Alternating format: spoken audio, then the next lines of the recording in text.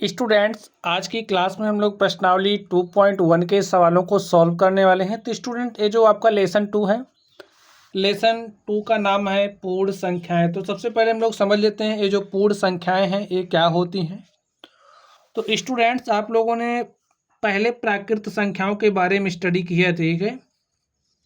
आपने पहले प्राकृत संख्याओं के बारे में पढ़ाई कर लिए हैं।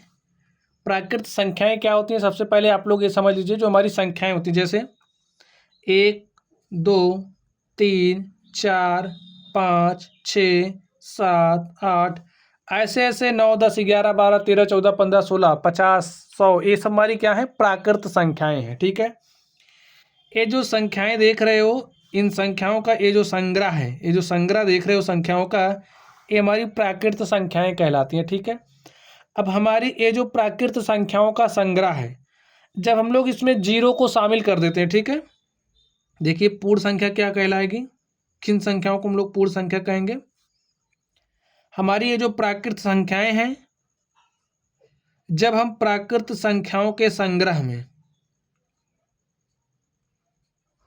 जीरो को शामिल कर देते हैं, तो इस तरीके से ये जो हमारा संग्रह बनेगा, इसे हम किसका संग्रह कहेंगे, पूर्ण संख्याओं का, ठीक है। ये बात आप लोग समझ गए। चलिए, अब ये जो प्रश्नावली है, इस प्रश्नावली में कुछ शब्द हैं जिन्हें आपको समझना पड़ेगा। सबसे पहले हम लोग समझते हैं कि पूर्ववर्ती क्या होता है, और उसके बाद हम लोग समझेंगे कि परवर्ती क्या होता है, ठीक है। आप लोग समझिए, आपके पास कोई भी संख्या है, क्या है, कोई संख्या है, उस संख्या का आप पूर्ववर्ती निकालना चाह रहे हो, ठीक है। जैसे हमने संख्या 5 ले ली, हमें संख्या 5 का पूर्ववर्ती चाहिए, तो कैसे निकालेंगे, 5 में से 1 घटा देंगे तो 4 क्या हो जाएगा, संख्या 5 का पूर्ववर्ती। अगर हमारे पास संख्या 2 दी गई है, संख्या 2 में से हमने 1 घटा दिया तो हमारे पास क्या आ गया, 1। 1 क्या है, संख्या 2 का पूर्ववर्ती। हमारे पास कोई संख्या 10 दी गई है, संख्या 10 में से हमने 1 घटा दिया तो हमारे पास क्या आ गया, 9। अब ये 9 क्या है, संख्या 10 का पूर्ववर्ती।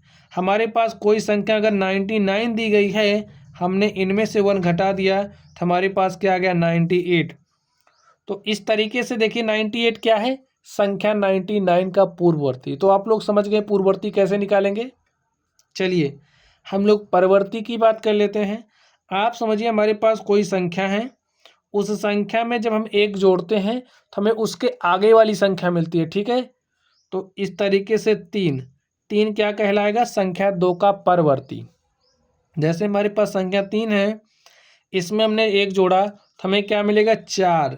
ये 4 क्या है, संख्या 3 का परवर्ती। परवर्ती का मतलब संख्या में आपको 1 जोड़ देना है, जो मिलेगा परवर्ती मिलेगा। संख्या पूर्ववर्ती का मतलब है कि भाई जो भी संख्या दी गई उसमें से आपको 1 घटा देना है। बात समझ गए आप लोग। चलिए, अब यहाँ पर हम लोग प्रश्नावली पर चलेंगे और प्रश्नावली के प्रश्नों को हल करेंगे, ठीक है। जितनी बातें हमने आपको बताई है उतना आपको अभी समझ के चलना है। यहाँ पर देखिए क्या कहा जा रहा है, 10 999 के बाद अगली 3 प्राकृत संख्याएं लिखिए। मैं क्या लिखना है, अगली 3 प्राकृत संख्याएं लिखनी है। तो कैसे लिखेंगे, अगली 3 प्राकृत संख्याएं कैसे लिखोगे बताइए। 10 999 है, इसमें जब आप 1 जोड़ दोगे तो 1 जोड़िए, देखिए क्या मिलेगा, 9 1 10 के शून्य हासिल 1, ठीक है। 9 में हमने 1 जोड़ा हासिल 10 के शून्य फिर हासिल 1, 9 में हमने 1 जोड़ा 10 हो गया, 10 के शून्य हासिल 1, 0 में हमने 1 जोड़ा क्या आ गया, 1, और यहाँ पर हमारे पास क्या गया, 11,000, ठीक है। तो इसके बाद ये हमें प्राकृत संख्या मिल गई। अब हमें 3 प्राकृत संख्याएं चाहिए, तो हमने पहले निकाल ली। दूसरी निकालने के लिए क्या करेंगे, ये जो 11,000 है इसमें 1 जोड़ देंगे, क्या मिलेगा, 0 में 1 जोड़ा तो 1 आ गया, यहाँ पर 0, यहाँ पर 0, यहाँ पर 1, यहाँ पर 1, तो 11,001 आ गया, ठीक है। अभी हमें 1 और चाहिए। अब ये जो आया है 11,001, इसमें आप 1 और जोड़ दीजिए,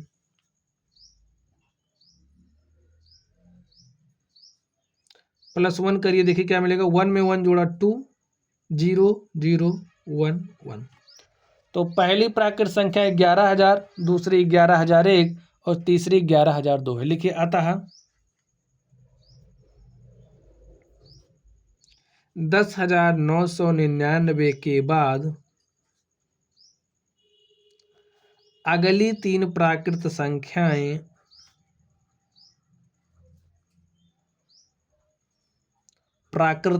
देखिए प्राकृत संख्या की बात आ गई। अब अगर आपको प्राकृत संख्या पता ही नहीं है तो आप कैसे निकालोगे? अगली प्राकृत संख्या निकालने के लिए संख्याओं में एक जोड़ते जाइए और आपको अगली मिलती जाती है, जैसा कि हमने यहाँ पर किया। तो 10,999 के बाद अगली तीन प्राकृत संख्याएं 11,000, 11,000, 11,001 तथा 11,002 है। चलिए अब हम लोग इस 2 नंबर पर चलते हैं और देखते हैं इसका सॉल्यूशन क्या होगा। तो देखिए पढ़िए, इकाई, दहाई, सैकड़ा, हजार, 10,000। तो हमें क्या दिया गया है? 10,001 से ठीक पहले आने वाली तीन पूर्ण संख्याएं। 10,001 से ठीक पहले आने वाली, ठीक है। तो लिखिए, तो किससे पहले आने वाली चाहिए? 10,001 से। तो 10,001 से ठीक पहले आने वाली पहली कौन सी संख्या हो जाएगी? देखिए इसमें से आप भाई, जैसे 4 है, 4 के पहले वाली संख्या आपको चाहिए, तो 4 में से 1 घटाओगे तभी तो मिलेगी। तो लिखिए 1 में से 1 घटाया 0। अब 1 में से 1 घटाया 0 आ गया, और यहाँ पर बचा 0, यहाँ पर बचा 0, यहाँ पर बचा 0, और यहाँ पर कितना हो गया? 10,000। ठीक है। अब हमारे पास पहली तो आ गई, अब दूसरी चाहिए, तो इसमें से आप फिर 1 घटा दीजिए। ठीक है, इसमें से हमें क्या करना है? 1 घटाना है, घटाइए। अब यहाँ से देखिए, यहाँ पर 0 घटेगा नहीं, तो आपको यहाँ से उधार लेकर के जाना पड़ेगा। ए हो गया 10, अब यहाँ से उधार गया, ए हो गया 10, ये हो गया 10, ये हो गया 10, और 10 में से आपने 1 घटाया, क्या आ गया? 9। और यहाँ से देखिए आप उधार लेकर के गए थे, तो यहाँ कितना बचा है? 9। यहाँ पर कितना बचा? 9, और यहाँ पर कितना बचा? 9। तो 9,999। ठीक है, तो हमें इससे पहले आने वाली पहली संख्या मिल गई, दूसरी मिल गई, तीसरी निकालने के लिए अब इसमें से आप 1 घटा दीजिए। 9,999 में से आपने 1 घटाया और आपको मिलेगा 9,998। लिखिए अतः 10,001 से ठीक पहले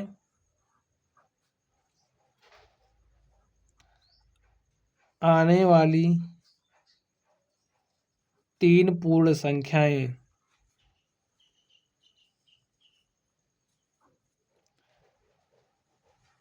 10,000, 9,999 तथा 9,998 है। तो इस तरीके से आप निकाल सकते हैं। ठीक है, चलिए हम लोग अगले प्रश्न पर चलते हैं और देखते हैं हमारा अगला प्रश्न क्या है। तो स्टूडेंट यहाँ पर देखिए, अगला प्रश्न क्या कहा जा रहा है? सबसे छोटी पूर्ण संख्या कौन सी है? तो ये तो समस्या खड़ी हो गई आपके सामने। तो अभी अभी हमने आपको पूर्ण संख्या की डेफिनेशन बताई थी। हमने क्या कहा था कि जो हमारी पूर्ण संख्या होगी, जैसे जो हमारी प्राकृत संख्या है, प्राकृत संख्याओं का जो संग्रह है, जैसे प्राकृत संख्याएं कौन कौन होती हैं? 1 2 3 4 5 6 7 8, ये हमारी सब क्या होती हैं? प्राकृत संख्याएं होती हैं। और ये जो प्राकृत संख्याओं का संग्रह है, जब इसमें 0 को शामिल कर दें, ठीक है, इस संग्रह में 0 को रख दें, तो इस तरीके का जो संग्रह मिलता है वो हमारा पूर्ण संख्याओं का संग्रह कहलाता है।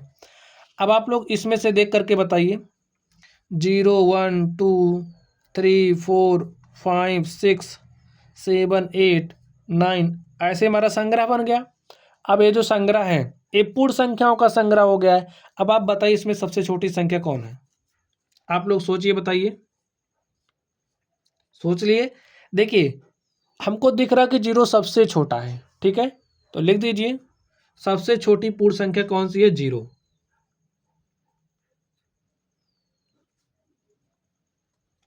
पूर्ण संख्या और प्राकृत संख्या को आपको समझ करके चलना है, ठीक है। यहाँ से आप कह सकते हो, देखिए ये जो पूर्ण संख्याओं का संग्रह, इसमें सभी प्राकृत संख्याएं आ रही हैं, तो आप कह सकते हो सभी प्राकृत संख्याएं हमारी पूर्ण संख्याएं होती हैं, ठीक है, ऐसा आप कह सकते हो। तो सबसे छोटी पूर्ण संख्या 0 है। हो गया सॉल्यूशन। चलिए, 32 और 53 के बीच कितनी पूर्ण संख्याएं, हमें बताना है 32 और 53 के बीच कितनी पूर्ण संख्याएं। तो आप लोग स्टूडेंट लिखिए सॉल्यूशन। तो इसको देखिए आप कैसे लॉजिक से हल कर सकते हैं। 32 और 53 के बीच पूछा जा रहा है, लिख दीजिए 32, 33, 34, 35, 36, 37, 38, 39, 40, 41, 42, 43, 44, 45, 46, 47, 48, 49, 50, 51, 52, 53 पूछ रहा है ना। देखिए 32 और 53 के बीच कितनी पूर्ण संख्याएं हैं, इन दोनों को छोड़ दीजिए और जो अंदर आ रहा है उसको गिन लीजिए। 1, 2, 3, 4, 5, 6, 7, 8, 9, 10, 11, 12, 13, 14, 15, 16, 17, 18, 19, 20। तो पता चल गया ना, 32 और 53 के बीच कितनी पूर्ण संख्याएं हैं, 20। लिखिए, अतः 32 और 53 के बीच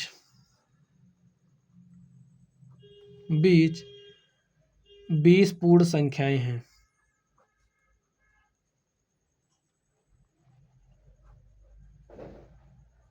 ठीक है स्टूडेंट, तो ऐसे निकाल सकते हैं। चलिए अब हम लोग अगले प्रश्न पर चलते हैं और देखते हैं हमारा अगला प्रश्न क्या है। तो हम लोगों ने 4 नंबर तक सॉल्व कर लिया है। चलिए 5वें नंबर पर चलते हैं। देखिए अब इसमें क्या बात कही जा रही है, निम्न के परवर्ती लिखिए। देखिए परवर्ती की बात आ गई और हमने स्टार्टिंग में आपको समझा दिया था कि परवर्ती कैसे लिखते हैं। आप बताइए परवर्ती कैसे लिखोगे। देखिए हमारे पास जो भी संख्या होएगी उसमें हम एक जोड़ेंगे तो हमें परवर्ती मिल जाएगा, यानी कि आगे वाली संख्या, ठीक है। अब जैसे हमें इसका परवर्ती चाहिए, देखिए 24, 40, 701 का परवर्ती क्या हो जाएगा, परवर्ती निकालने के लिए क्या करेंगे, ये जो संख्या दी गई 24, 40, 701 में हम एक जोड़ देंगे। तो एक में एक जोड़ा 2, 0, 7, 0, 4, 4, 2, 24, 40, 702, यही हमारा क्या हो गया, आंसर हो गया। अब ये जो बी वाला, इसमें आप बताइए स्टूडेंट कैसे निकालेंगे। देखिए 100, 199 है, परवर्ती निकालना है तो एक जोड़ दीजिए। 9 में एक जोड़ा 10 के शून्य हासिल 1, और हासिल 9 में एक जोड़ा तो 10 हो गया, 10 के शून्य हासिल 1, 1 में एक जोड़ा 2, 0, 0, 1, यही हमारा क्या हो गया, परवर्ती हो गया। तो ऐसे ही आपको निकालना है, ठीक है। अब इसका परवर्ती चाहिए, लिखिए 234, 56, 70, परवर्ती निकालना एक जोड़ दीजिए। 0 में एक जोड़ा 1 हो गया, 7, 6, 5, 4, 3, 2, ठीक है। चलिए अब हमें इसका परवर्ती चाहिए, तो आप इसका बताइए कमेंट बॉक्स में, ठीक है। देखते हैं इसका परवर्ती क्या होगा। परवर्ती निकालने के लिए क्या करेंगे बताइए, एक जोड़ देंगे, तो एक जोड़ दीजिए। 9 में एक जोड़ा 10 के शून्य हासिल 1, 9 में एक जोड़ा 10 के शून्य हासिल 1, हासिल 1, इसमें जोड़ा 10 हो गया, 10 के शून्य हासिल 1, इसमें एक जोड़ा तो 10 हो गया, 10 के शून्य हासिल 1, इसमें एक जोड़ा 10 के शून्य हासिल 1, और 0 में एक जोड़ा 1, 1, ठीक है। ये हमारा क्या हो गया, आंसर हो गया। तो ऐसा ही परवर्ती निकालना है। चलिए अब देखिए इसमें क्या बात कही जा रही है। अब तक तो आपने परवर्ती निकाला, अब क्या निकालेंगे, निम्न के पूर्ववर्ती लिखिए। और हमने आपको बताया था पूर्ववर्ती कैसे लिखेंगे। पूर्ववर्ती लिखने के लिए जो संख्या दी गई होती है उसमें से एक घटा देते हैं, ठीक है। लिखिए 94 का पूर्ववर्ती, ठीक है, क्या हो जाएगा 94 -1, और 4 में से एक घटाया 3, यहाँ पर 9, तो 93। अब इसका आपको क्या चाहिए, पूर्ववर्ती। तो 10,000 लिखा है ना, इकाई 2, 2, 4 जीरो लगाए, 4 जीरो लगाइए, 1 लिखिए, -1 कर दीजिए। अब देखिए उधार लेकर के जाएंगे 10 हो जाएगा, 10 में से 1 गया 9, यहाँ पर क्या बचा है 9, यहाँ पर क्या बचा है 9, यहाँ पर क्या बचा 9, यहाँ पर से उधार चला गया था तो 0 बचा है। घटाना स्टूडेंट, जोड़ना आप लोगों को आता है, ठीक है। तो आई थिंक ये आपको बताने की ज़रूरत नहीं है। चलिए इसको सॉल्व करते हैं हम लोग।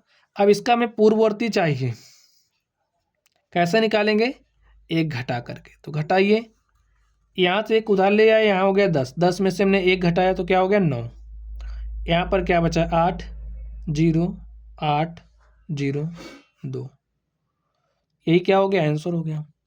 तो 208 0 90 का जो पूर्ववर्ती है वो हमारा क्या हो गया 208 0 89। पढ़ना चाहते हो तो इकाई, दहाई, सैकड़ा, हज़ार, 10,000, लाख, ठीक है।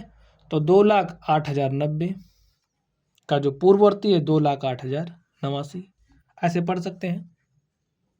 चलिए यहाँ पर देखते हैं।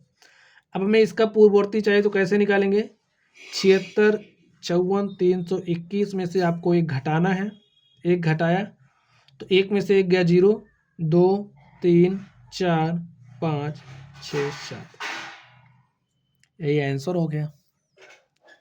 चलिए अब हम लोग अगले प्रश्न पर चलते हैं और इस प्रश्न को हल करते हैं। तो स्टूडेंट प्रश्न संख्या 7 आप लोग पढ़िए। इसमें देखिए क्या बात कही जा रही है, संख्याओं के निम्नलिखित युग्मों में से प्रत्येक के लिए संख्या रेखा पर कौन सी पूर्ण संख्या अन्य संख्या के बाईं ओर स्थित है, इनके बीच में उपयुक्त का प्रयोग करते हुए लिखिए। तो हमें ये जो सिंबल आप देख रहे हो ना, बड़ा या छोटा, ये लगाना है। तो स्टूडेंट संख्या रेखा के बारे में आप लोग जानते ही हैं, नहीं जानते हो तो समझ लीजिए। देखिए आप समझिए हमारी क्या है, संख्या रेखा हो गई। संख्या रेखा पर यहाँ पर क्या होता है 0, ठीक है, ये 1 होता है, यहाँ पर 2 3 4 5 6 7 ऐसे नंबर्स होते हैं ना, 8 9 10 11 ऐसे नंबर्स होते हैं, ठीक है। 11 ऐसे नंबर्स होंगे और आगे तक आप ले जा सकते हो, आपको जो समझाना हम यहाँ पर समझा दे रहे हैं। इधर होता है -1 -2 -3 -4 -5 -6 -7 ऐसे इधर भी जाएगा। तो आप लोग पूर्ण संख्याओं के बारे में स्टडी कर रहे हो तो आपको सिर्फ इतने पर फोकस करना है, ठीक है। क्योंकि देखिए पूर्ण संख्याएं इधर इधर साथ इधर ये हो रही हैं हमारी 0 1 2 3 4 5 6 7 8 9 10 11 12 ऐसे जा रही हैं। अब देखिए बात क्या कही जा रही है, यहाँ से आप लोग समझिए, जैसे हमें बताना है आप समझिए, जैसे यहाँ पर अगर हम 2 की बात करें तो 2 1 के किस ओर स्थित है, ठीक है। अगर हमने प्रश्न पूछा आपसे 2 1 के किस ओर स्थित है, तो आप देखेंगे, आप इधर मुंह करके ऐसे खड़े हो जाइए, ठीक है। यहाँ पर आप ऐसे खड़े होइए, देखिए 2 और 1 पर ध्यान से देखिए, आपका दाहिना हाथ किस तरफ है, देखिए हमारा दाहिना हाथ है 2 की तरफ है, ठीक है, और बायां हाथ किधर है 1 की तरफ, समझ गए ना। तो 2 हमारा 1 के दाहिनी ओर है, ऐसा कह सकते हो भाई 1 के दाहिनी ओर कौन है 2 है, 2 के बाईं ओर कौन है 1 है। तो देखिए बाईं ओर 1 है, दाईं ओर 2 है। तो अगर आप लोग बाईं ओर से दाईं ओर जा रहे हैं, बात समझ जाइए, देखिए बाएं से हम कहाँ जा रहे हैं, ये हमारा दायां है, और ऐसे हम बाएं से किस तरफ जा रहे हैं दाईं तरफ, भाई ये दाहिना है ये बायां है। तो ऐसे हम बाईं ओर से जब दाहिनी ओर जाते हैं, समझ लीजिए बाईं ओर से किस तरफ जा रहे हैं दाईं ओर, बाईं ओर से किस तरफ जा रहे हैं दाईं ओर। जब हम बाईं ओर से दाईं ओर जाते हैं तो हमारी संख्याएं क्या होती हैं, बढ़ती हैं, समझ गए। अब यही इतना आप ध्यान रखिए, जब आप बाईं ओर से दाईं ओर जा रहे हैं, बाईं ओर से दाईं ओर जा रहे हैं तो संख्याएं आपकी बढ़ती हैं। जैसे 0 से आप 1 की तरफ गए, 2 की तरफ गए, 3 की तरफ, देखिए 2 छोटा है 3 से, 3 बड़ा है ना, 4 बड़ा है, 5 बड़ा है। तो इस तरीके से हमारी संख्याएं बढ़ रही हैं। जब आप बाईं ओर से दाईं ओर जाओगे तो आपकी संख्याएं क्या होती हैं, बढ़ती हैं, समझ गए। और जब आप दाईं, देखिए अब ये दाईं ओर से बाईं ओर आएंगे तो संख्याएं 11 10 9 8 7 क्या हो रहा है, दाईं ओर से बाईं ओर जाने पर घट रही हैं। ये बातें ध्यान से समझना है, लिख लीजिए। जब हम संख्या रेखा पर बाईं ओर से दाईं ओर, बाईं ओर से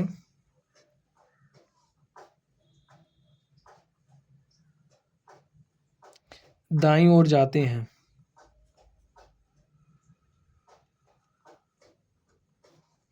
तब संख्याएं बढ़ती हैं, और इसके विपरीत जब हम दाईं ओर से बाईं ओर जाते हैं, बाईं ओर जाते हैं तब संख्याएं घटती हैं। समझ गए स्टूडेंट इस बात को? अब चलिए यहां पर चलते हैं। अब देखिए 530 है, 503 है। अब आप ऐसे संख्या रेखा पर दिखा लीजिए, समझ लेने के लिए बना लीजिए ऐसे। तो यहाँ पर आपका क्या होता है, 0 होता है, ठीक है। अब भाई बहुत सारी संख्याएं ऐसे हैं, तो समझिए आपका 503 कहीं यहाँ पर आएगा, लेकिन ऐसे आगे जाएंगे 503, 4, 5, 6, 7, 8, 9, 10, 11, 12 ऐसे 30 तक पहुँचेंगे, तो 530 आपका कहीं यहाँ पर लाई होगा इस तरफ। देखिए 530 आपका कहीं यहाँ पर होगा। तो आप क्या देख रहे हैं, 503 बड़ा है कि 530? तो आप कहोगे 530। तो 503 के जब हम लोग दाईं ओर जा रहे हैं, बाईं ओर से दाईं ओर जा रहे हैं, तो हमारी संख्याएं बढ़ती हैं। इसको हमने सीखा ही है। तो बताना क्या है, देखिए संख्या रेखा पर कौन सी पूर्ण संख्या अन्य संख्या के बाईं ओर स्थित है। अन्य संख्या के बाईं ओर स्थित है। देखिए 530 के बाईं ओर क्या है, 503। लिखिए संख्या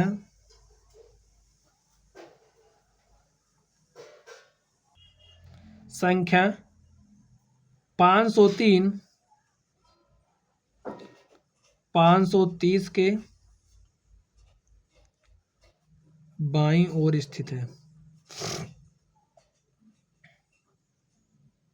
ठीक है। ये जो 503 है, देखिए 530 पर अब आप खड़े हो जाइए, इस तरफ मुंह करके खड़े हुए देखिए क्या देखेंगे आप, 530 यहाँ पर है और आपका बायां हाथ इधर है, यानी कि 530 के बाईं ओर कौन स्थित है, 503। हमें यही बताना है। अब देखिए हमें इस चिन्ह का प्रयोग करना है, तो बताइए 503 और 530 के बीच में आप कौन सा चिन्ह लगाओगे भाई? क्या है, 503 छोटा है किससे, 530 से। तो जो संख्या बड़ी होती है उधर मुंह खुलता है, तो 530 हमारा क्या है, बड़ा है किससे, 503 से। या फिर ऐसे भी पढ़ सकते हो 503 छोटा है 530 से। हो गया, यही हमारा आंसर हो गया, ठीक है। अब आप लोग देखते ही हल कर ले जाओगे। 307 क्या है, बाईं ओर है 370 के। लिखिए संख्या, ना समझ में आ रहा हो तो संख्या रेखा बना लेना। संख्या 307 370 के बाईं ओर स्थित है। जो 307 है 370 के बाईं ओर स्थित है। अब जो 307 है वो क्या है, छोटा है, जो छोटा है उधर मुंह बंद होता है। 370 क्या है, बड़ा है। 360 छोटा है 370 से। चलिए इसमें चलते हैं। अब ध्यान से देखिए, देखिए क्या लिखा गया है, इकाई, दहाई, सैकड़ा, हजार, 10,000, 98,765 है, ठीक है। और ये कितना है, 56,789। समझ रहे हो, ये 98,000 है और ये 56,000 है। तो आपको क्या पता चला, 98,000 बड़ा है ना। तो लिखिए 56,789 संख्या 98,765 के बाईं ओर स्थित है।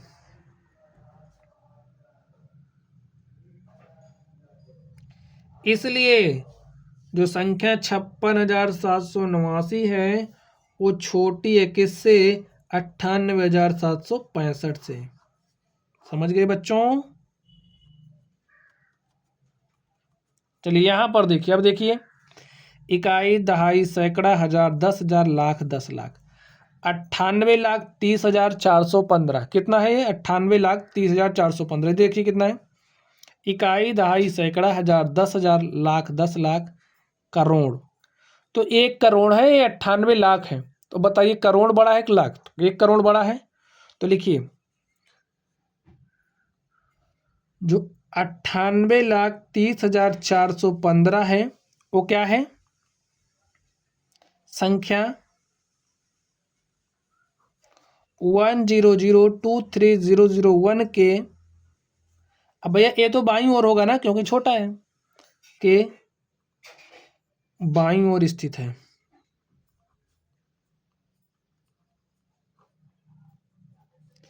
इसलिए 98,30,415 क्या है? छोटा है। किससे? 1002301 से। ये हमारा क्या हो गया? आंसर हो गया। ठीक है स्टूडेंट, चलिए अब हम लोग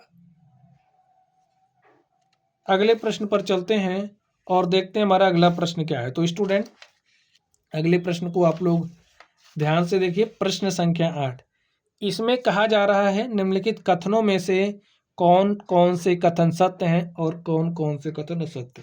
तो चलिए इसको सॉल्व करते हैं। शून्य सबसे छोटी प्राकृत संख्या। तो स्टूडेंट हमने अभी आपको प्राकृत संख्याओं के बारे में पढ़ाया। हमने कहा कि जो प्राकृत संख्याएं 1 2 3 4 5 से शुरू होती हैं, 0 तो उसमें है ही नहीं, तो सबसे छोटी प्राकृत संख्या हमारी 1 होती है। ठीक है, तो हमारा कथन कैसा है? असत्य है ना। आपको पता चल गया क्यों असत्य है? क्योंकि शून्य हमारी प्राकृत संख्या है ही नहीं, पूर्ण संख्या है। ठीक है, तो ये कथन क्या हो गया? असत्य। चलिए 400 संख्या 399 का पूर्ववर्ती है। तो स्टूडेंट 399 का पूर्ववर्ती क्या हो जाएगा बताइए? 399 का पूर्ववर्ती, तो भाई 1 घटाएंगे तो हमारे पास कितना आएगा? 398। तो 399 का पूर्ववर्ती 398 है। 400 तो इसका परवर्ती है। तो ये जो कथन दिया गया क्या है? असत्य है। चलिए शून्य सबसे छोटी पूर्ण संख्या है, आप बताइए। जी हाँ, जो हमारी शून्य है वो सबसे छोटी पूर्ण संख्या है। पूर्ण संख्या 0 1 2 3 4 5 होती है ही, तो हमारी क्या है? शून्य सबसे छोटी पूर्ण संख्या। देखिए 600 संख्या 599 का परवर्ती है। संख्या 599 का परवर्ती, अब परवर्ती निकालने के लिए क्या करते हैं? 1 जोड़ते हैं। तो 599 में 1 जोड़ा कितना आ गया? 600। यानी कि जो कथन दिया गया वो कैसा है? सत्य है। आगे देखिए, सभी प्राकृत संख्याएं पूर्ण संख्याएं। तो अभी हमने कहा था कि जो हमारी सभी प्राकृत संख्याएं वो पूर्ण संख्याएं, क्योंकि देखिए पूर्ण संख्याओं का जो संग्रह है ना, उसमें सभी प्राकृत संख्याएं आती हैं। तो ये भी कथन क्या है? सत्य है। सभी पूर्ण संख्याएं क्या प्राकृत संख्याएं कहलाती हैं? तो ये कथन कैसा असत्य है? क्योंकि भैया पूर्ण संख्याओं में तो 0 रहेगा, और जहां पर 0 आ गया वहां प्राकृत संख्या कहाँ बनेगी? ठीक है, सभी पूर्ण संख्याएं प्राकृत संख्याएं हैं, ये कथन असत्य है। चलिए 2 अंकों की पूर्ण संख्या का पूर्ववर्ती 1 अंक की संख्या कभी नहीं हो सकता। क्या बात करें? ध्यान से सुनिए, हमारे पास कोई 2 अंक की संख्या है और उस 2 अंक की संख्या का जब हम पूर्ववर्ती लेंगे तो क्या 1 अंक की संख्या कभी नहीं आएगी? तो ये उत्तर बिल्कुल, ये जो दिया गया बिल्कुल गलत है। कैसे? देखिए, जैसे अगर हमने 2 अंक की एक पूर्ण संख्या ले ली, तो हमने 10 लिया, ठीक है, और 10 का हमने पूर्ववर्ती निकाला। पूर्ववर्ती निकालने के लिए क्या करते हैं? एक घटाते हैं, तो हमारे पास क्या गया? 9। तो 10 हमारी क्या थी? 2 अंक वाली संख्या थी, और उसकी पूर्ववर्ती क्या आ चुकी है? 1 अंक वाली संख्या। तो यानी कि इसके लिए क्या हो जाएगा? कथन असत्य हो जाएगा। तो हमारा कथन कैसा असत्य है? कारण समझ गए आप लोग? चलिए, एक सबसे छोटी पूर्ण संख्या है, तो ये भी गलत है। सबसे छोटी जो हमारी पूर्ण संख्या है वो 0 होती है। चलिए, प्राकृत संख्या 1 का कोई पूर्ववर्ती नहीं होता है। तो जो हमारी प्राकृत संख्या 1 है, 1 का कोई भी पूर्ववर्ती नहीं होता है। ठीक है, तो स्टूडेंट ध्यान से देखिए, प्राकृत संख्या 1 का कोई पूर्ववर्ती नहीं होता। तो ये हमारा कथन कैसा है? सत्य है। क्योंकि जब हम प्राकृत संख्या की बात कर रहे हैं तो 1 के बाद 1 के पहले क्या कोई प्राकृत संख्या होती? नहीं होती, वो तो पूर्ण संख्या होती है। तो एक कथन हमारा क्या हो गया? सत्य हो गया कि प्राकृत संख्या 1 का कोई पूर्ववर्ती नहीं होता। लेकिन यहाँ पर देखिए क्या कहा जा रहा है? पूर्ण संख्या 1 का कोई पूर्ववर्ती नहीं होता। अब यहाँ पर पूर्ण संख्या की बात की जा रही है, तो पूर्ण संख्या 1 है, 1 में से 1 कम करेंगे 0, तो 1 हमारी पूर्ण संख्या थी और 0 भी पूर्ण संख्या थी। यानी कि 1 का पूर्ववर्ती होता, पूर्ण संख्या 1 का पूर्ववर्ती होता है, वो भी 0 है, लेकिन प्राकृत संख्या के लिए नहीं होता। तो ये हमारा कथन कैसा असत्य है? जब पूर्ण संख्या की बात आएगी तो वन का पूर्ववर्ती होता है, जब प्राकृत संख्या के वन की पूर्ववर्ती की बात आएगी तो नहीं होता। ठीक है, चलिए के पर चलते हैं और देखते हैं के में क्या कहा जा रहा है। पूर्ण संख्या 13 संख्याओं 11 और 12 के बीच में है। तो इसमें देखिए क्या बात कही जा रही है। जो पूर्ण संख्या 13 है, संख्याओं 11 और 12 के बीच में, देखिए 11 ए हो गया, 12 ए हो गया, 13 ए हो गया। तो आप क्या देख पा रहे हो, 13, 11 और 12 के बीच में आ रहा, नहीं आ रहा। तो हमारा कथन कैसा असत्य है? ठीक है, चलिए पूर्ण संख्या 0 का कोई पूर्ववर्ती नहीं होता है। तो जो हमारी पूर्ण संख्या 0 है, 0 का कहाँ पूर्ववर्ती होगा? तो नहीं होता है। तो हमारा कथन क्या है? सत्य है। ठीक है, पूर्ण संख्या 0 का कोई पूर्ववर्ती नहीं होता है। 2 अंकों की संख्या का परवर्ती सदैव 2 अंकों की संख्या ही होती है। अगर हमारे पास 2 अंकों की कोई संख्या है तो उसका परवर्ती निकालें तो सदैव 2 अंक की संख्या होगी। ये कहाँ सही हो सकता है बताइए? नहीं सही है ना, क्योंकि देखिए हमने 2 अंक की कोई संख्या ले ली 99 और इसका हमने परवर्ती निकाला तो 99 कितना हो जाएगा? 100। देखिए हमने 2 अंक की संख्या ली और उसका परवर्ती निकाला तो हमारे पास 3 अंक की संख्या आ गई। इसका मतलब यहाँ पर जो कथन दिया गया है वो क्या दिया गया है? असत्य। ठीक बच्चों, और इस तरीके से ये जो हमारी प्रश्नावली थी, हमने इस प्रश्नावली के सारे सवालों को सॉल्व कर लिया है। तो चलिए आप लोग पढ़ते रहिए। अगर आप लोगों को कोई भी डाउट हो तो कमेंट बॉक्स में कमेंट करना। वीडियो पसंद आए तो वीडियो को लाइक कीजिएगा। चैनल पर नए हो तो चैनल को सब्सक्राइब कर लेना। चलिए आप लोग पढ़ते रहिए। Thank you.